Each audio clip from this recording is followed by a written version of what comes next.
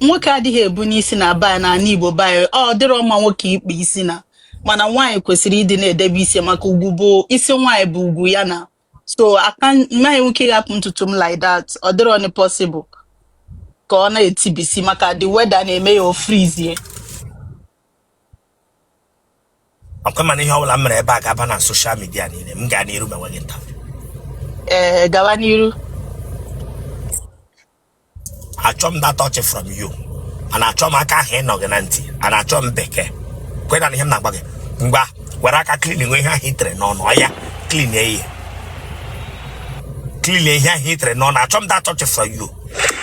Oh Bishop isi m clean o ya na ya ka m na-clean iwe gị adị n'ọkụ o ana m clean ya without waste my time na-egburu m oge here clean way.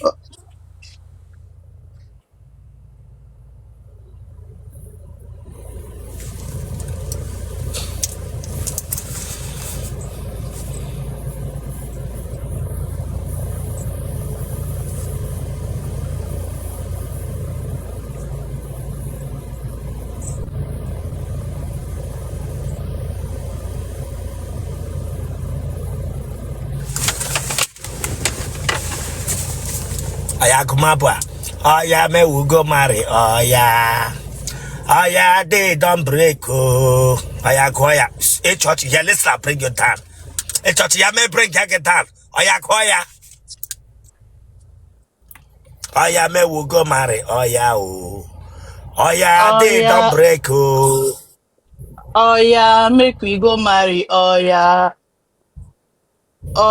they don't break, oh. I'm happy church. I'm happy church. Oh yeah, make we go marry. Oh yeah, they don't break. Oh yeah, make we go marry. Oh yeah, they don't break. Oh yeah. Usule. The way for na like below talking Lara Maso.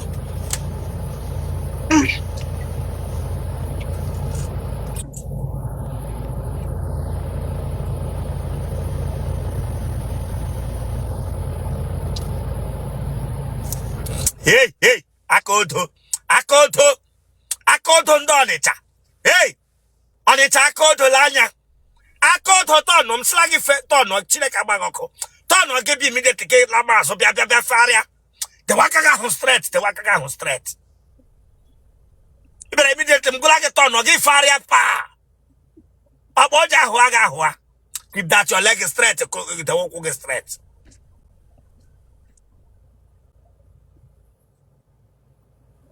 Asking the walk get straight. Msigi be me West style here. Keep your leg straight. Aya. Their front there. Their front come closer. Oswele. Biato front.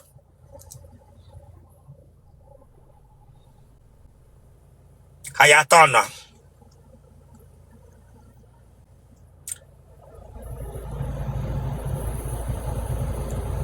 Ema kesha turn off my this girl. Turn off my Chineke agbagọkụ turn. Ga front.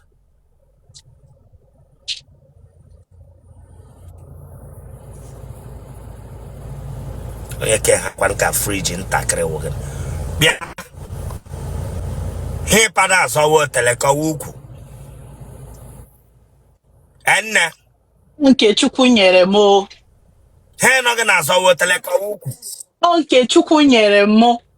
So is it bro okay, all my natural this thing ukum.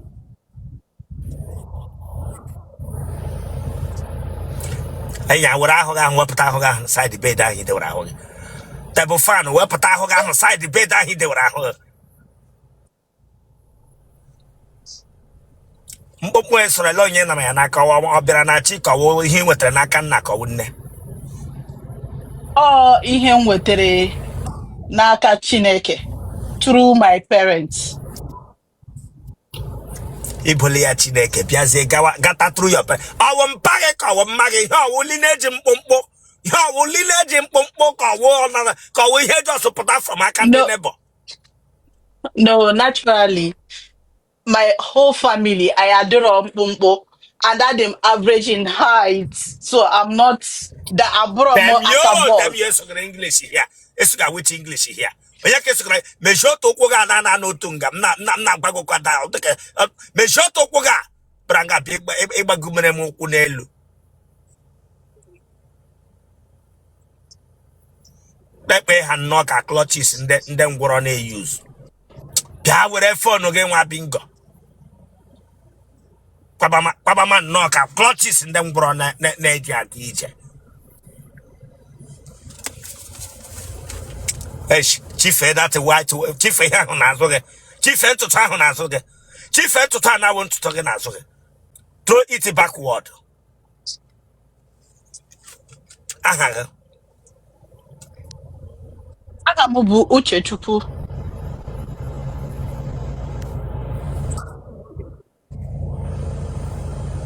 Uchechukwu onye. Uchechukwu Anthony.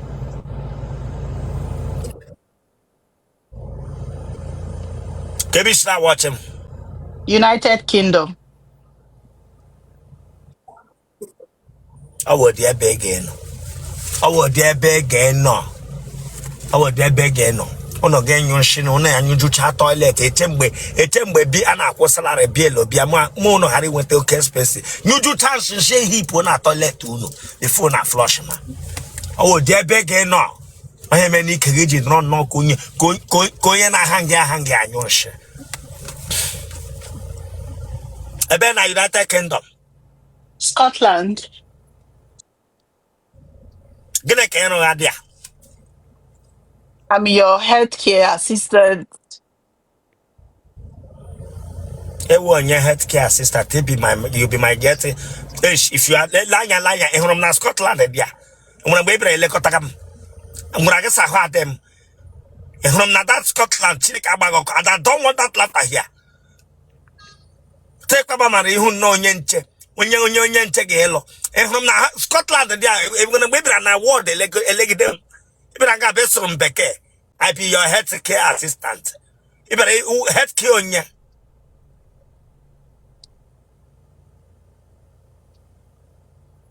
You know, teaching Papa me who go in there knockout. Iwe got an okubi. I'm sorry.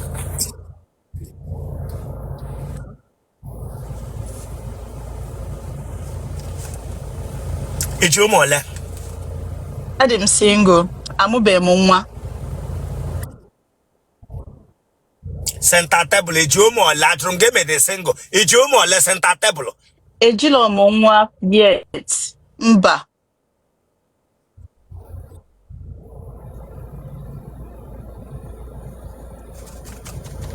Therefore, Adema for iri ito na ito.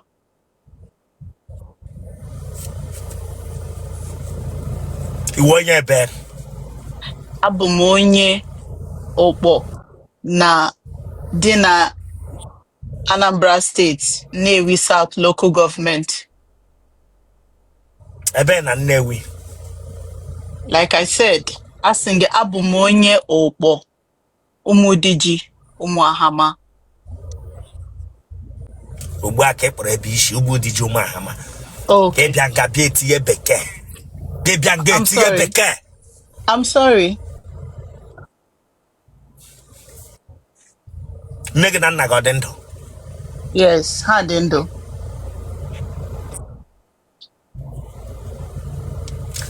Mma gị ọ gbaala ara mbụ? Mba o.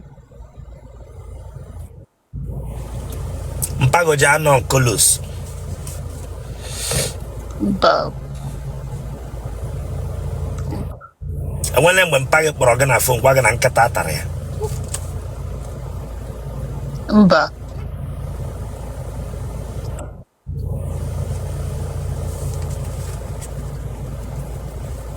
Anaghị osiri ike. O sikwara ike, ọ naghị enwe ike isi ike.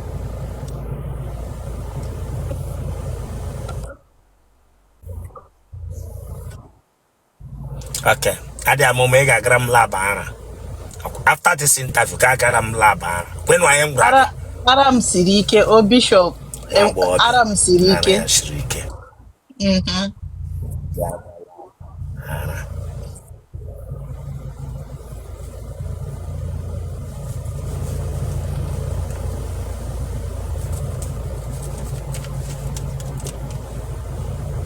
And when I'm with Copro Lambo, Mbao. Ikopu Bambo. Mba. Ekopu be mombo. And the mayor kopu kwa kita. Them you. Te kwari hu pomo randa ba te branga be kwam si Kopu Bambo ge Kopu ba.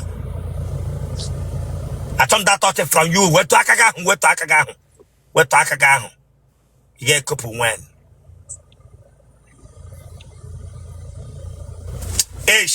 Lanya, akwe hunishiga yiri ring light. Make the way of mana. Akwe hunishiga de ka ring light aneji me the mad interview. Make the way of mana chile ka ba oko ya na. Adigo marketer.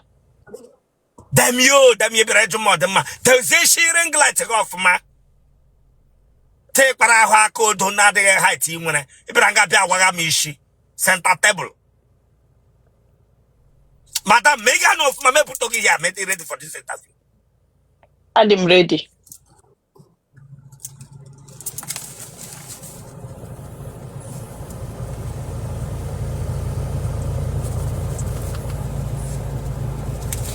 Aji kege jale ala. Ke hiku? Ano mi hiku ofuma. Jala aji Otele ala jale ala. Yeah.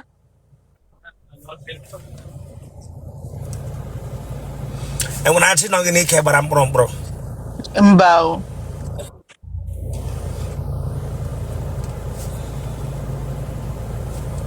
Ebre gugu. Otele acha pro hiyoto. De anime. Atalagi na moto mbo. Mbao. Atalagi na elu fridge mbo. Mbao. Atalagi na cotton. Na koko cotton mbo. Mbao.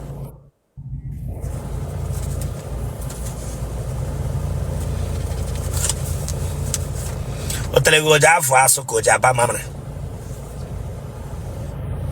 Awatara mi igbo nke a esoro. Otele go jafu aso ko jaba mamre. Awatara me ke ihe bụ ọ na-abụ azụ ka ọ na-aba. Otele go jafu o je wepụta asu mmiri ka ọwụ mamre ka ọ na-ewepụta. Mamịrị gụọ m na anyụ mamịrị. Otele gị atamia ọ asụ ka ọ na-ewepụta ka ọ mamre.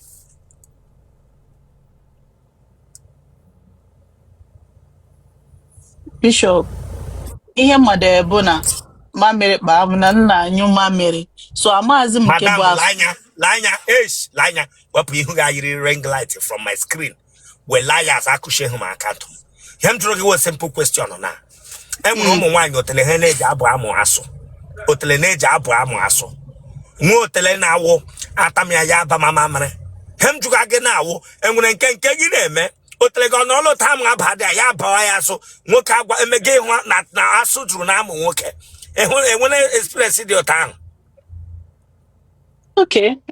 Normally, Muama say na atata fruit ofuma so Oya which fruit or take the shishi. Ibrahim same na mali. Him di ma ndi atata fruit. Nduga hitaga take the knock avocado pia. Ibranga begwam say atata fruit.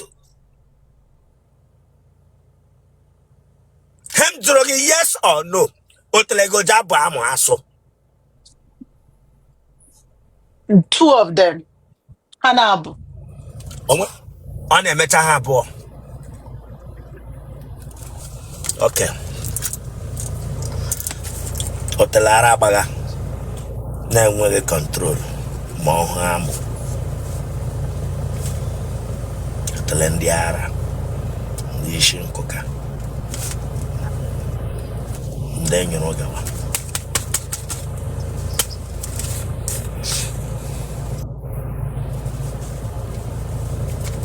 Mmadụ ole trala gị?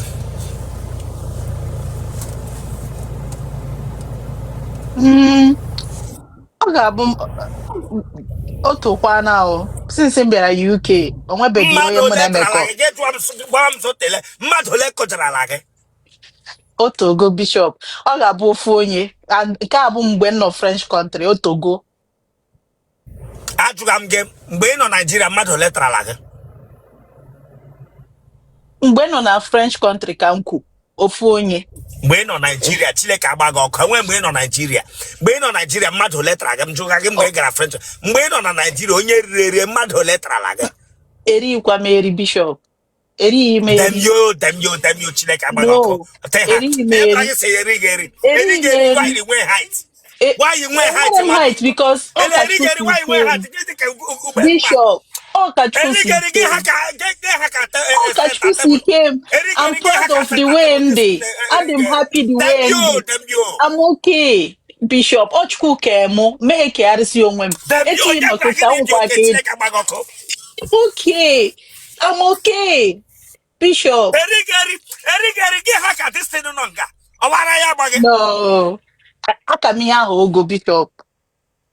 Bishop. Aka m ihe ahụ.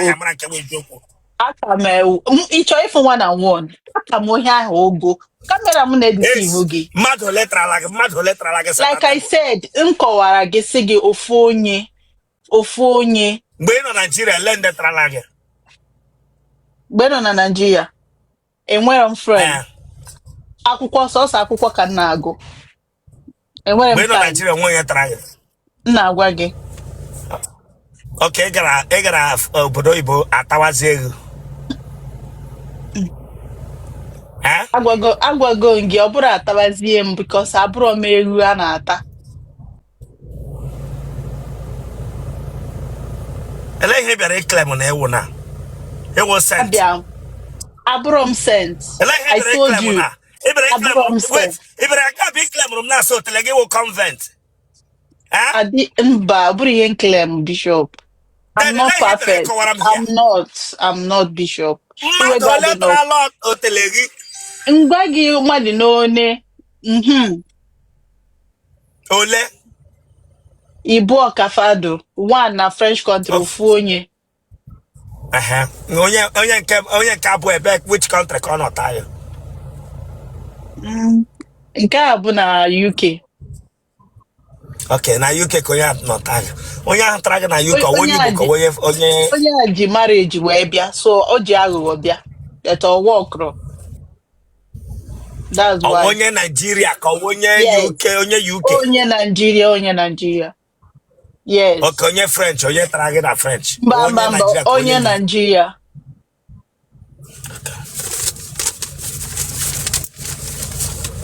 Nwa agbọghọbịa na-ejighị eziokwu kọwaa ndị tara ya. Otu Nigeria, otu French tara ya. Bracket. Otele claim ga convent.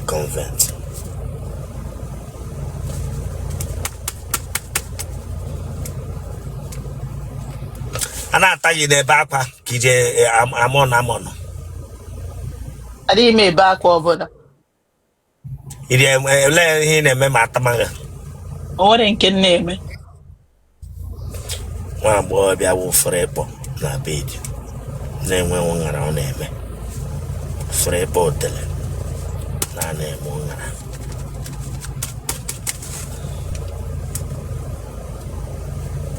Genotype gị? Abụ m AA. Blood group gị? O positive. Now, bring Obi. Don't take what I'm doing for granted. Bring Obi that you have to use your energy. Not everybody here we have good ones here, we have bad people here. Take notes. Not everybody brought international. Not everybody brought your well-being. Take notes. More than a man that is serious with you will marry you. Boy, your number. +44 73 42 86 41 89.